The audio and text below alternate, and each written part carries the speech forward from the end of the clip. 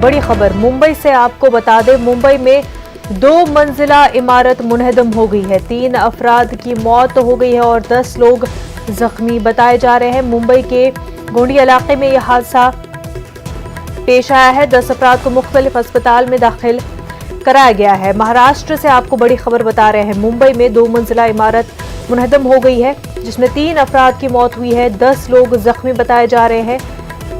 गोंडी इलाके में यह हादसा हुआ है। आपको बता दें, जख्मियों को अलग अस्पताल में मुंतकिल किया गया है।